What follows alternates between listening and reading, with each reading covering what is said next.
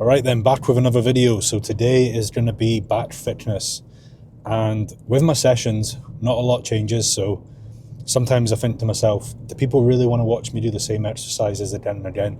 Obviously there's a handful of exercises, 5 movements on this session, so I don't have to show the same ones every time, but at the same time not a lot changes, and I will eventually have to just repeat what I've shown you in the last session again today or the next one, because it is a row session. So there's a lot of chest support row, dumbbell row, cable row, machine row, movements that you've already seen. But ultimately that is the nature of prep, bodybuilding. It's not about changing the exercises every week. It's not about chucking in crazy supersets and giant sets and drop sets every single time. Don't get me wrong, I do chuck in the odd drop set here and there on smaller movements like side raises and stuff like that, but for the back work, if you overdo it and you chuck in all these intensifiers, you're going to get weaker. So I do keep it quite basic. I'll do like sets of 10 to 12, sets of 8 to 10, and nothing too far beyond that. Maybe I'll get a 15 rep set here and there, but predominantly 8 to 12, 8 to 10. And just to ensure that I'm getting stronger, or at the very least maintaining strength as I get lighter, as I get deeper into this prep and there's less calories and I've got less weight behind me. But yeah, with that being said, you will see a lot of similar stuff to the last time I did the back fitness workout. But my thoughts maybe change on a few things as well as the prep goes on, maybe doing a little bit less in terms of the volume, and that will definitely happen over the coming weeks. Right now I'm still managing to do full capacity, as many sets as I was when I introduced this session. But again, as my food goes down and I get lighter and I get more fatigued and I get leaner, it doesn't make sense to do as many sets as you did when you were, say, 6 kilograms heavier, eating 1,000 calories more food, without those weeks of dieting accumulated. So you have to bear that in mind. I think last year one of my problems was I didn't feel like I over dieted as such, in the sense that I did frequent refeeds and I didn't take my food, it was low. I did get down to 1,000 calories on a rest day, but I didn't take it down to ridiculous levels where there was no fats left, or I didn't go too flat for too long, which I've done in previous years. But the one thing that I did make a mistake with last year was I didn't actually reduce my training volume much at all. If anything, I got sucked into doing an odd drop set here and there in the last 2 to 3 weeks, which I probably shouldn't have done. But we're all keen to eke out those last little bits of progression. I think to myself, okay, if I do that drop set on the row, then that might translate to a little bit more definition in my back come show day. So, it's all with good intentions, but definitely this year, a plan is to obviously be ready in good time so that I can afford to obviously reduce my caloric burn during my workouts by reducing the sets, because I'm lean enough to warrant that. But what that's going to do is it's going to preserve strength and then preserve muscle mass. If you try and do the same amount of volume all the way through the prep, even though you're eating a lot less and you're a lot leaner and you've been dieting for a few months, then that volume is going to become too much. And consequently, the weights that you're lifting and the number of reps that you're able to perform with that weight will start to drop down. And at that point, if that happens for too many sessions in a row, you're going to lose muscle. So my goal this time is to obviously get to the maximum level of strength, which I feel like I'm edging close towards now. I feel I will get a bit stronger for the next month or so. Bearing in mind I'm just under 6 weeks out, where it's Tuesday today, so 5 weeks and 5 days. I'll probably continue to get stronger on this volume for another 3 weeks, and then at that point I'll remove a set from here and I'll remove a set from there, and that's going to mean that I kind of preserve that strength, as opposed to losing strength trying to keep up with the amount of work that I did at the start of the prep. So it's better to do less sets but stay just as strong than it would be to continue with as many sets as you're doing but then see the weights regress.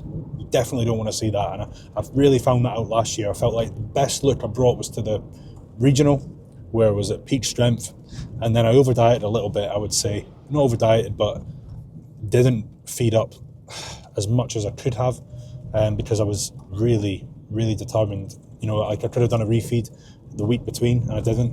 I just kind of dug right through until I carved up for the show, and the reason for that was that I felt like I needed a little bit more condition. That meant I did lose some strength in the last fortnight of the prep leading into the British finals, and I can definitely see how that translated to less muscle, or at least a flatter look. So with that, feedback that I gave myself, I know that this year I actually want to get all the way to the pro qualifier without losing strength. And if that means doing very, very few sets in the gym, meaning my session goes from like 2 hours to an hour, then so be it, because the body fat will be gone and you're not going to get fat unless you start eating really badly. So that'll be the point where I can kind of like back off on the volume and maintain the strength and maintain the muscle. So that'll be the goal. But anyway, prep update in terms of where I'm at. So I'm actually still pretty heavy. I'm still 98 kilograms. The last couple of weeks, I've just been taking advantage of the fact that my body has responded really well. I'm in a good position for where I was. Obviously, as these days go on, you go from like 7 weeks out to 5 weeks out, you're like, shit, I better speed things up now. But which I am. No refeeds this week. But the last couple of weeks I have been, as you saw with the last one. I had another one since then. A little bit less carbs, but same, sort of setup. I had 800 grams of carbs instead of 1,000. But I didn't send my weight up that much either, so I was really pleased with that.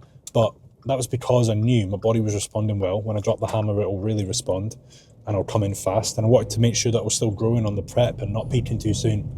So yeah, the last couple of weeks I've actually, it's still hard when I do the low days, but frequent high days, chucking in an extra bit of oats before bed, the night before a training session, that's definitely been beneficial. But you can't do that for too long. There's maybe like a 2 to 3 week window where I've done that every now and then, maybe twice or thrice a week. But now that all stops. It's just dig, get the body fat off, get lean, and then refeed obviously when I can really justify it, when I've seen a big step forward in condition. I would say like my condition probably held for the last week.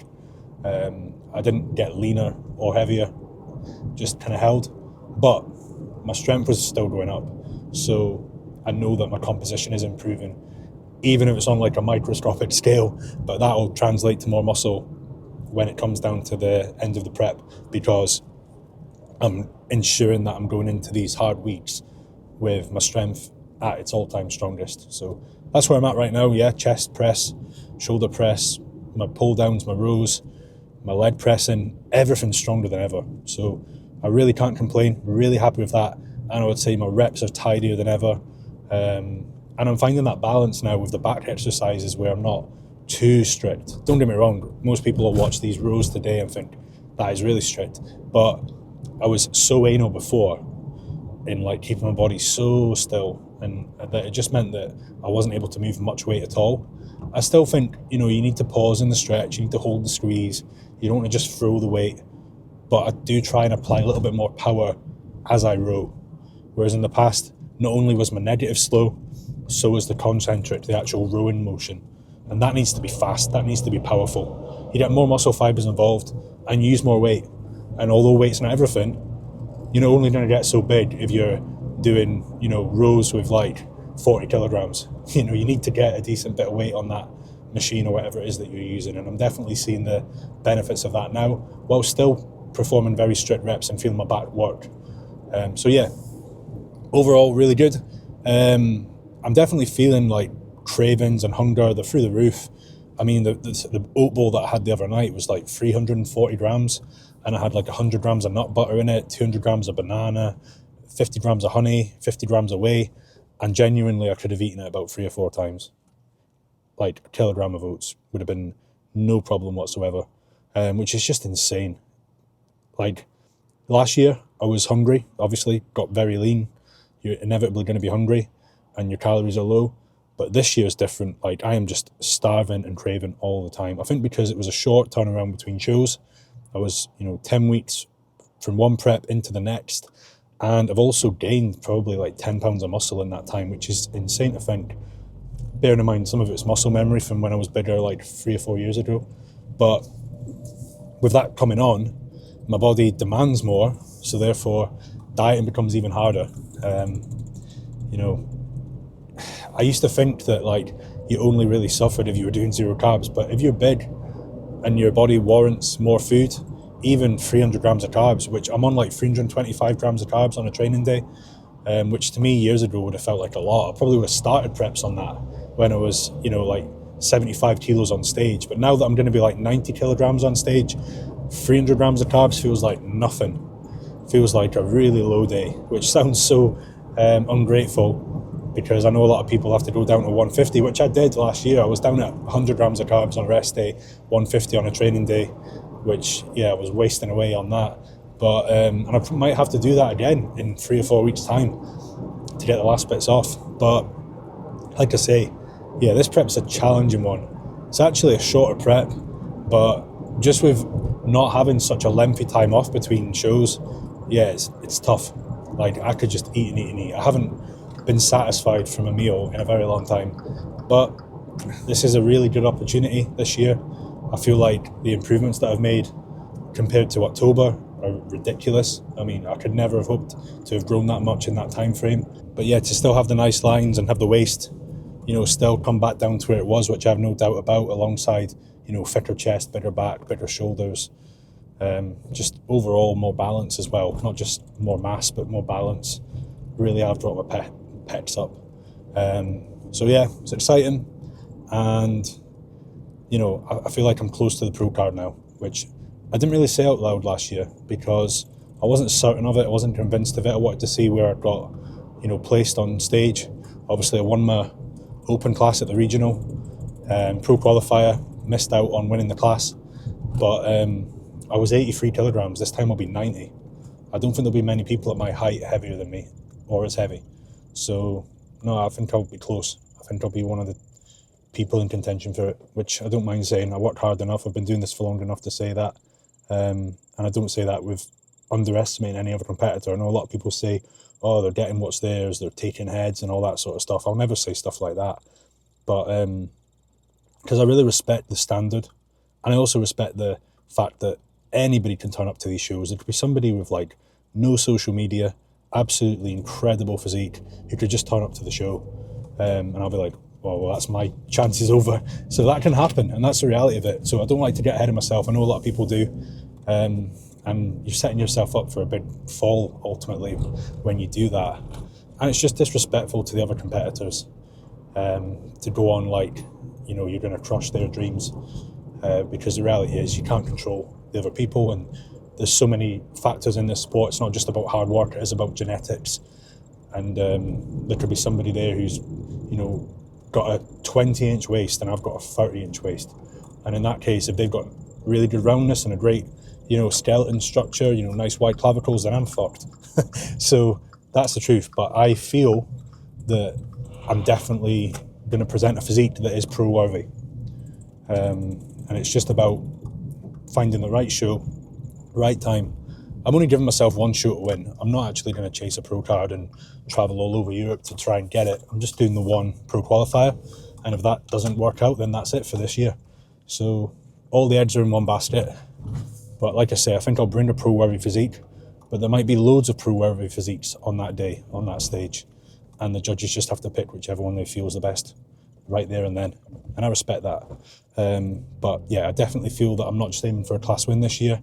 Last year I was always, wanting a pro card. I've been bodybuilding since I was 16, and I was, competing last year at 27. So of course I felt like I've been in the game long enough to want to win a pro card, but I would never have said it on social media. I still don't say it on Instagram now.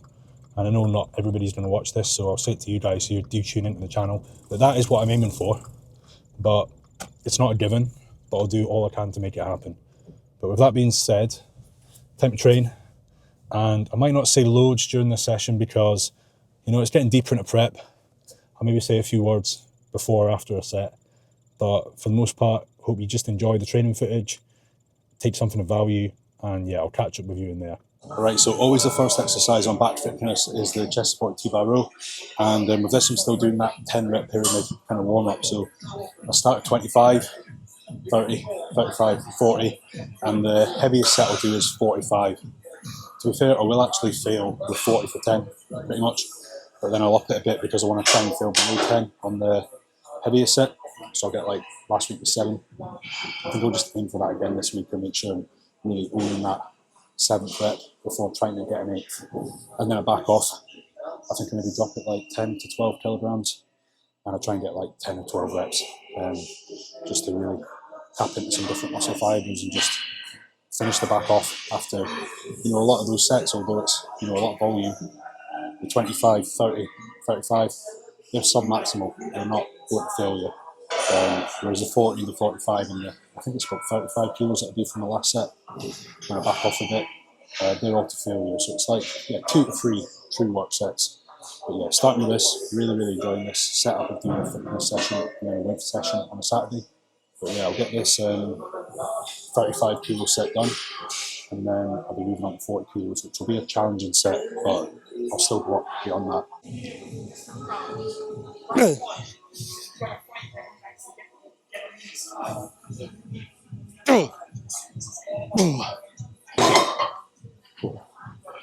So as you see there, that it's not an easy set.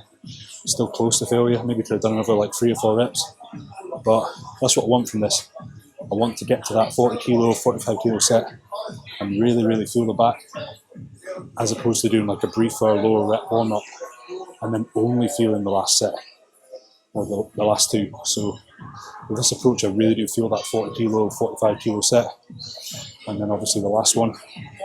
But it does mean, like I said in the last session, when I film this, it does reduce your loading. I mean, I could probably do like 60 kilograms on this for a good set of 8 now, if I warmed up in a way to allow for that. But the connection in my back is so good doing the more reps on the warm-up. And I don't do that on pull downs. I won't be doing that on the next exercise, but I like to do that on my first row. But I wouldn't do it for the lats, because the lats would just die. And don't get me wrong, this is hard. Retracting your scapula with a heavy weight, racing into a pad isn't easy. But for me, someone who struggled to get their upper back fitness, a lot of people would say just rip a heavy weight, forget about the form, but I don't want to go that route, especially because of my shoulder issues. So I'll do it this way, and like I say, I could get 3 plates on it, but I'm happy with 45 kilos from the top weight right now, which will eventually become 50. And I think like, a year from now, 18 months from now, I'll be doing 60 after all that warming up. And that's going to translate to a much thicker back than doing 60 now with the lighter, or so should I say, lower rep warm up. So yeah, plenty of pyramids here.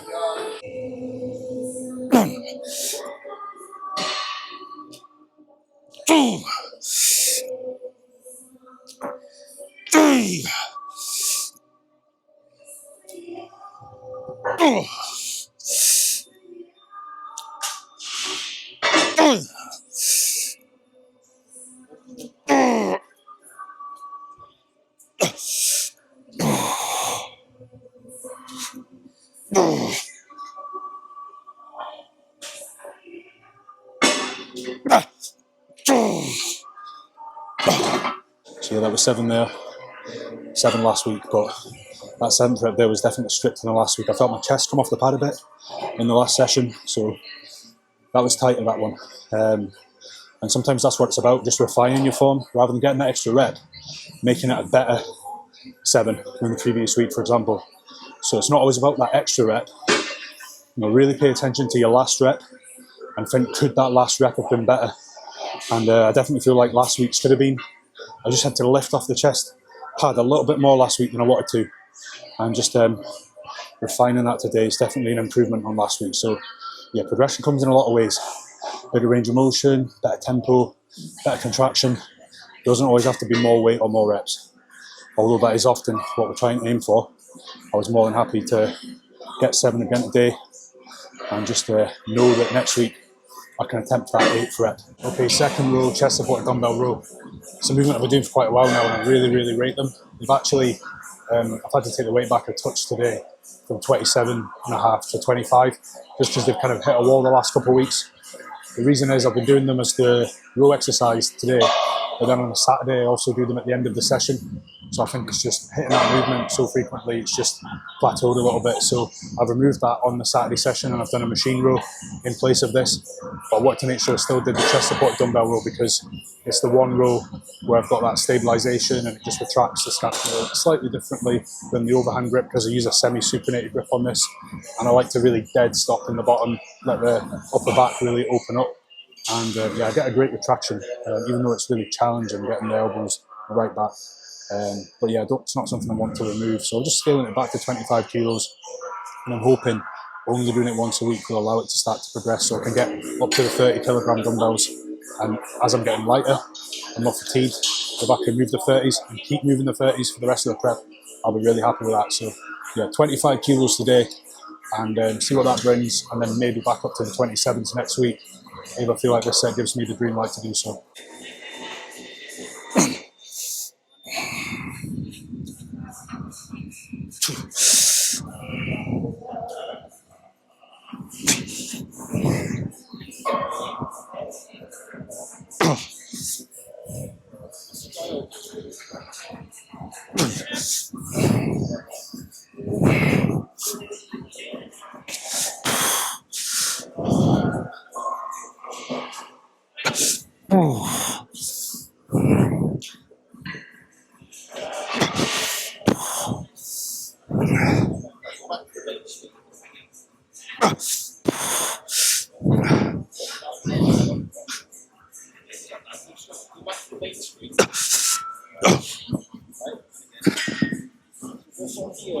Right, so 10 there.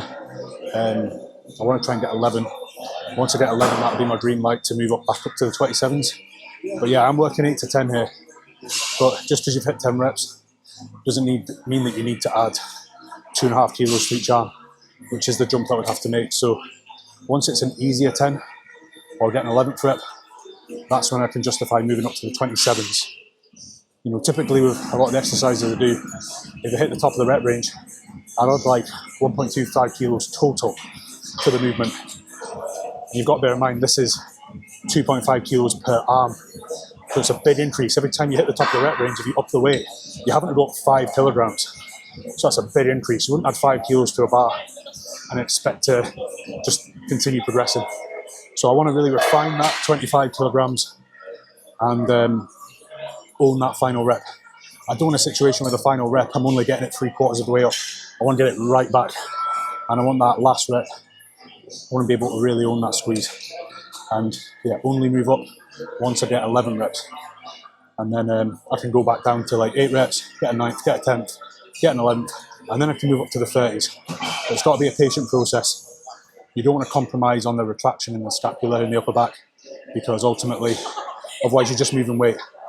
And it's not about having the biggest biceps and forearms, it's about really recruiting the upper back, the rhomboids, the traps. And to do that, I need to get a good squeeze, not just on the first rep or the middle of the set, on the very last rep. So yeah, like I say, 5 kilo jump, I won't rush that. So I'll stick with them next week again, actually. And then hopefully, within the next 2-3 weeks, I can move up to the 27s. But yeah, happy with how that felt. Definitely felt better than the 27s had for the last few weeks. I was right to move down. And that's not necessarily a regression, it's just that if you're able to execute that final rep better, that's more important than having an extra 2.5 kilos in each hand. Right, so just finished up on the prime chest supported row, which I filmed last time I did this session for YouTube. So yeah, missed that one out today, but progressed both sets. Yeah, same weight on the first set, got an extra rep. More weight on the second set and matched the reps. So really, really good progression for it being the third exercise as well. Now I'm on to a neutral grip cable row. So previously I've been doing this with a fixed bar, just at shoulder width. You know, the narrow grip, although I like it, you're not getting the elbows as far back, you're not getting the same deep retraction in the scapula, and not as much lat, I've found. So I go about shoulder width now, but the handle that I was using, just because of previous shoulder issues, I felt like I was too locked in position and I was getting a bit of crunching. So I've instead switched over to using D handles on the gym pin. I don't know if you can see from here, but there's like loads of options for the holes. So you can go as narrow or as wide as you want. But yeah, I'm just going at shoulder width and having the D handle, which can rotate a little bit, and then mid-rep, I just feel like my elbow and my shoulder has a little bit more freedom. So it's really comfortable. But yeah, really liking this because I feel like I get a good amount of upper back retraction, but still get a lot of lat. And obviously this is the fitness session, but if we can get a little bit of lat recruitment on the last row, why not? I've got a pull down to follow, but yeah, this will be the last exercise that I film today.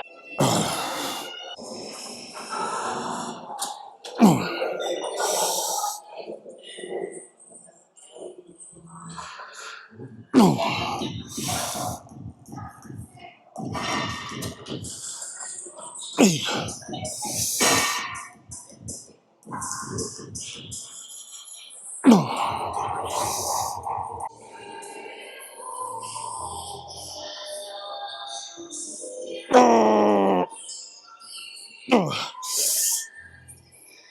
Oh. Oh. Brutal that. You can see the last few reps, I'm really emphasising that stretch, not necessarily stretching further, but just spending a bit more time there. You know, that's the point of the set where you get a bit tempted to speed things up because you're getting tired. And I'm conscious that last week I got 10 and I want to at least get 10 again or beat that. I just matched it. It's deep into the session now. To match it and to even take a progression like once or twice a month, I'd be happy with that. I don't need an extra rep every week. You know, the first exercise, second and third, they all progressed really, really well. The connection was good and I felt strong on them. Obviously the dumbbell row has been scaled back a bit, but I did progress the second set, which I didn't film. But this deep into the session, I'm not too worried about mid progression. Maintaining, maybe taking an extra rep. You know, like I say, every fortnight, every third week, more than happy with that. But the connection is incredible. We're really emphasising that stretch, like I say, spending a bit of time there, making sure I'm filling the back with blood, creating more muscle damage just by owning that stretch. And then the squeeze as well. You can see like I'm not just in and out. I'm like getting it back, holding that contraction, making sure that, you know, I'm strengthening not just my eccentric, my concentric, but my static strength as well. And that's going to, you know, pay off when it comes to being on stage. You know, rather than just being strong as you're moving, owning the contraction, holding it there. And I really try and reiterate that with everything. A lot of people don't do that with back training. They think you should just be in and out, not hold the squeeze. But, you know, I don't hold it for too long. But those last few reps, it might look like I've come to a standstill, but I'm trying to get every last millimetre out to get as much out the range of motion as possible, even as a fatigue.